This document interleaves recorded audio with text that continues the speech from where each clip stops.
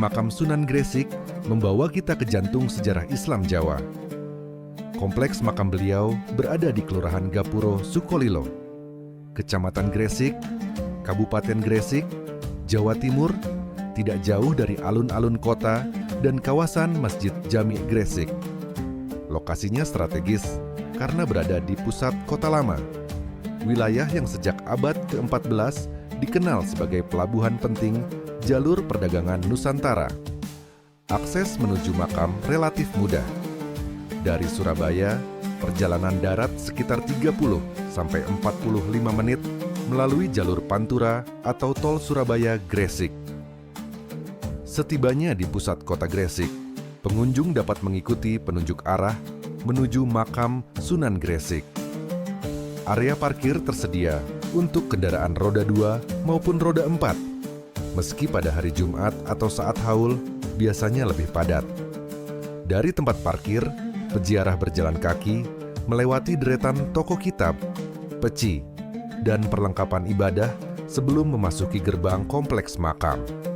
Memasuki area makam, suasana terasa tenang dan teduh. Kompleksnya terawat dengan halaman yang cukup luas. Di bagian utama terdapat cungkup makam Sunan Gresik, sementara di sekitarnya terdapat makam keluarga dan tokoh masyarakat setempat. Nisan beliau terbuat dari batu marmer bergaya Gujarat, bertuliskan kaligrafi Arab yang mencantumkan wafat tahun 822 Hijriah atau 1419 Masehi. Data ini diperkuat oleh penelitian epigrafi sehingga menjadi bukti historis yang kuat tentang keberadaan beliau. Secara biografi, Maulana Malik Ibrahim dikenal sebagai salah satu perintis dakwah Islam di Jawa pada akhir abad ke-14. Ia datang ke wilayah pesisir Gresik pada masa kerajaan Majapahit masih berkuasa. Pendekatan dakwahnya tidak konfrontatif.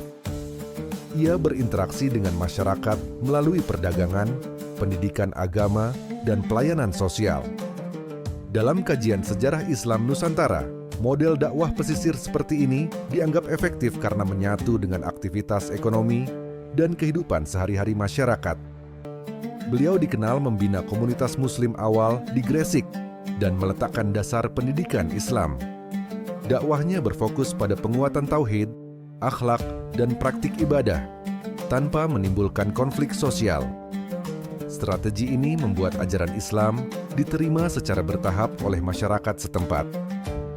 Wafatnya pada 1419 Masehi menandai berakhirnya fase awal dakwah beliau. Namun pengaruhnya terus berlanjut melalui perkembangan Islam di pesisir Jawa.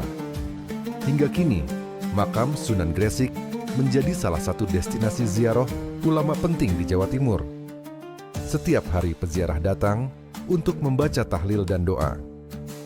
Pada bulan Rabiul Awal diselenggarakan haul tahunan yang dihadiri ribuan jamaah.